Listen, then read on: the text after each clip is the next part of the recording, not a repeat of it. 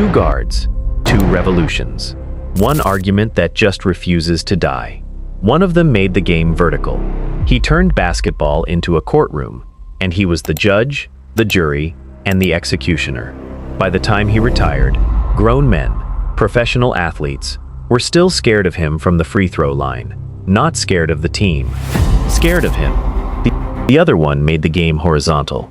He'd stand in spots defenses were never built to guard, pull up from 30 feet like it was a wide-open layup, and quietly rewrote the geometry of the entire sport, while half the basketball world was still arguing that it wasn't even good basketball. Michael Jordan. Steph Curry.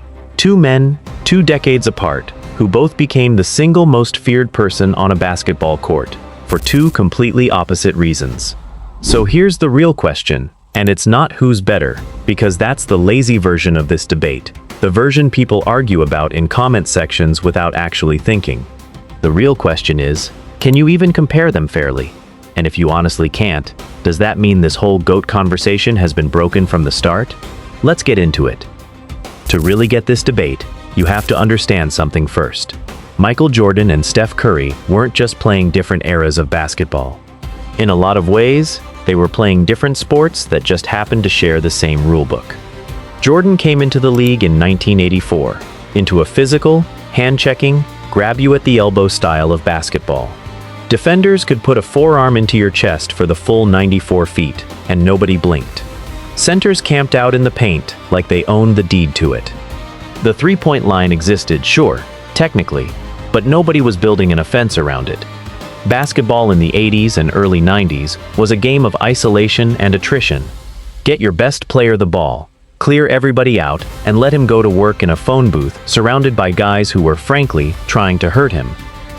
That's the world Jordan mastered. Not survived, mastered. He didn't just adapt to physical basketball, he weaponized it. He got stronger, meaner, more calculated than the game around him, and he beat that era at its own brutal rules. Now fast forward almost 30 years. Steph Curry enters the league in 2009, into a game that's already starting to shift. Hand-checking's been legislated out. Space is opening up on the floor. And front offices are starting to whisper a pretty dangerous sentence to themselves. The three-point shot is mathematically worth more than the mid-range shot. Here's the thing though, Curry didn't just benefit from that shift. He caused a second one. By 2015, 2016, he's pulling up from 35 feet in transition. And it's not a desperation heave, it's his first option. Coaches who'd spent entire careers screaming, "That's a bad shot," had to sit down, shut up, and rewrite their whole offensive philosophy, because Curry's bad shots were going in at a better rate than most guys' good ones. So right away, you can see the problem with a clean comparison. Jordan dominated a slow, physical, mid-range and post league. Curry dominated a fast, spaced-out, three-point league. Drop either one into the other's era, and honestly, one of them probably gets his shot swatted into the 5th row trying to figure it out. Let's talk stats, because stats are exactly where this debate either gets serious or gets stupid, depending on who's holding the microphone. Jordan, 6 NBA championships, 6 finals MVPs. 6 for 6, the man never lost a single finals series in his career, which might genuinely be the most terrifying stat in sports history. 5 regular season MVPs, 10 scoring titles, a career scoring average of 30.1 points a game, still the highest in NBA history decades later. And somewhere in the middle of all that offensive terror, he also won Defensive Player of the Year in 1988, because apparently being the best scorer in the league wasn't enough. He wanted to be the best perimeter defender too, in the same season. Curry, 4 NBA championships, 2 regular season MVPs, one of them unanimous, the first unanimous MVP vote in league history. Think about that for a second. Every single voter looked at his season and could not find one argument against him. And he's the all-time leader in made three-pointers, by a margin so ridiculous it's not even a real competition anymore. He didn't just break the three-point record, he lapped the field and kept going. Here's the part both sides need to sit with though. Jordan's resume is built on perfection. He made the finals 6 times and won it 6 times. Curry's resume is built on revolution. He changed how literally every team in the league, all the way down to your local high school gym, thinks about shot selection. One resume is about being unbeatable. The other is about being unprecedented. And honestly, you can't rank unbeatable against unprecedented on the same scale. They're not measuring the same thing. Basketball people have a word for what elite players create on the floor. For Jordan, that word was fear. For Curry, it's gravity. Jordan's fear was direct, personal. Defenders didn't fear the Bulls' offense as some abstract system. They feared him, specifically, individually, walking toward them with the ball in his hands. He'd study your weaknesses over a whole season, sometimes over a single game, and by the fourth quarter he already knew exactly which move was going to end your night: the fadeaway. The step back, before step backs were even a thing anyone talked about. The post-up against a smaller guard, after he added 40 pounds of muscle in the mid-90s, specifically to punish people for being smaller than him. Every possession against Jordan was basically a personal exam, and if you failed it, he made sure you remembered. Curry's gravity works completely differently, and honestly, it might be harder to defend, because it doesn't even require the ball. The second Curry crosses half court, two defenders peel off their assignments just to shadow him, because one screen and a second and a half of daylight is all he needs to shoot the game right out of reach. That gravitational pull opens up driving lanes for his teammates, who suddenly get to play 4-on-3, because 30% of the defense is glued to a guy who might not even touch the ball on that possession. Jordan made you guard him. Curry makes you guard a threat that just exists somewhere in his general vicinity at all times. And that's a totally different kind of psychological weapon. Put it simply, Jordan broke you with what he did to you. Curry breaks you with what he might do, from anywhere, at any second. And there's a coaching wrinkle here too that gets skipped over a lot. Defending Jordan was, at the end of the day, a scheme problem. A hard one, but solvable in theory. Load your best perimeter defender on him, sag your bigs off the paint, force everybody else on the Bulls to beat you. Teams tried box and ones. They tried the actual Jordan rules, hit him every single time he touched the ball in the paint. Didn't work most nights, but it was at least a plan. Defending Curry is more of a geometry problem than a scheme problem, because put your best defender on him, runs into, he doesn't even need the ball to hurt you, and sag off him, runs into, he'll make you pay from a distance most players wouldn't dream of shooting from. Coaches around the league have said outright that Curry forced them to redesign defensive principles that had worked fine for decades, not just draw up a game plan for one guy. Every legend has that handful of nights that get replayed forever. Let's put a few side by side. Jordan has the flu game, Game 5 of the '97 finals, visibly drained, barely able to stand between possessions, and he still drops 38 points and closes the game out leaning on Scottie Pippen because his legs are just gone. He has the shot over Craig Elo in '89. He has 6 Finals MVP trophies sitting in a room somewhere collecting dust, because there was never any drama about who deserved them. Curry has the unanimous MVP season, 2015-16, when the Warriors won 73 games, still the NBA record, by the way, and OKC actually made a real run at it recently and still came up short, while Curry averaged just over 30 points a game on absurd efficiency.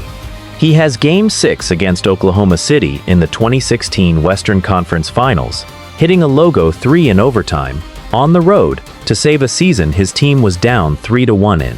He has entire road arenas standing up and cheering for the opposing team's point guard, just because he pulled the ball up from near the tunnel. That's not a stat. That's a cultural moment. Jordan's highlight reel is about will. Curry's is about disbelief. Both unforgettable, for completely different emotional reasons. If you're arguing for Jordan, your case is simple and honestly kind of brutal. He never lost when it mattered most. 6 trips to the finals, 6 championships. No Game 7 losses on that stage. No blown 3-1 leads. He retired from the sport twice, at the very top, both times, and came back to win more championships both times he returned, almost like the sport itself was waiting on him to be finished playing with it. Jordan's competitiveness has basically become mythology at this point, and most of the mythology checks out. Teammates have talked for decades about practices where Jordan would manufacture a slight, any slight, real or imagined, just to have a reason to destroy whoever was guarding him that day. He treated exhibition games like Game 7s. That obsessive, borderline unhealthy need to win is a huge part of why clutch, as a basketball idea, is basically named after him. And the eye test matters here too.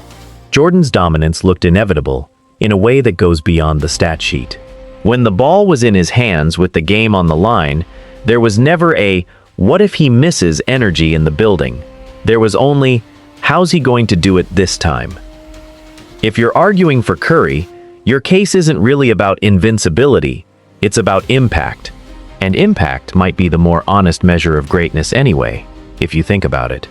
Curry didn't just win with the three-point shot. He made it the standard for how basketball gets played at every level on the planet. Go watch any pickup run, any high school gym, any European League broadcast. Kids are pulling up from 30 feet with a confidence that just didn't exist before Curry proved it was a real weapon, not a low-percentage gimmick. That's not a line in a stat sheet. That's changing the sport's actual DNA.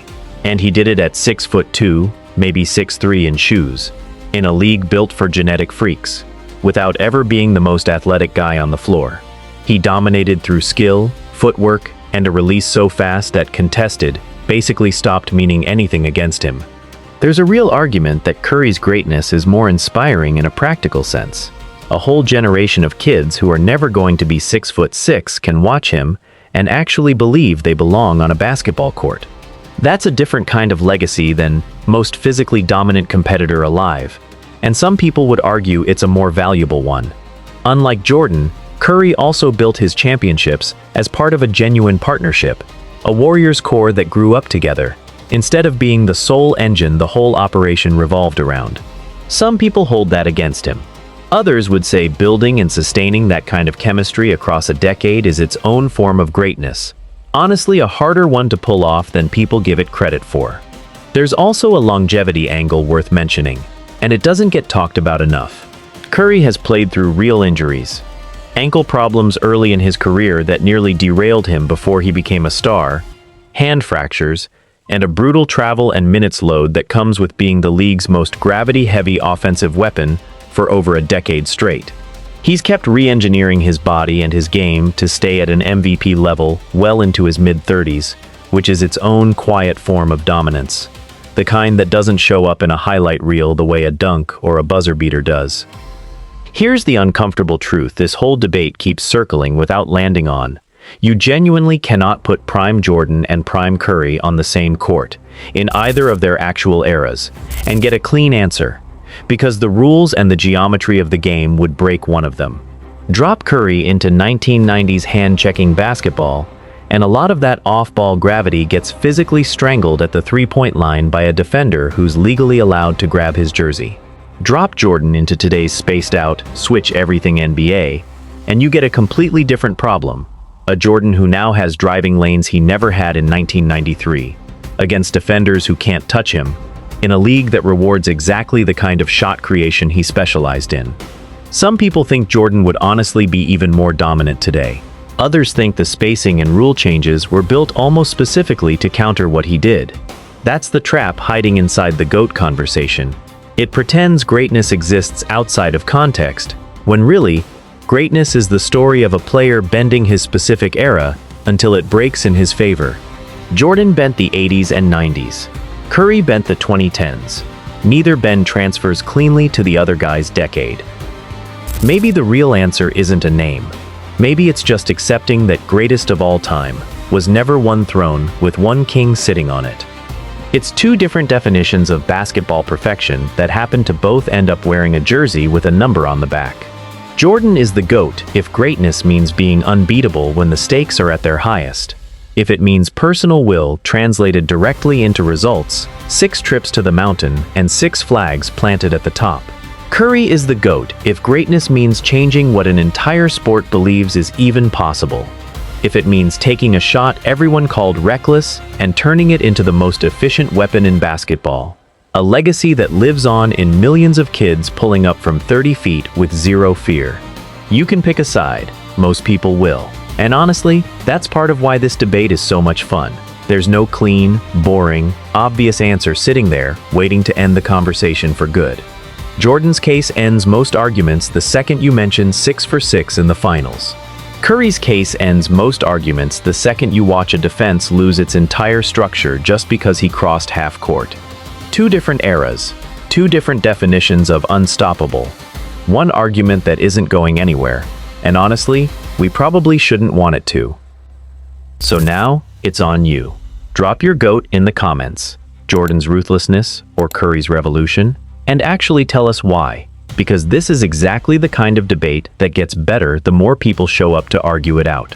If you enjoyed this breakdown, hit subscribe, because we've got a lot more of these era-defining debates coming on Hoop Detailing, legends, rivalries, and the arguments basketball fans never actually settle. Thanks for watching, and we'll see you in the next one.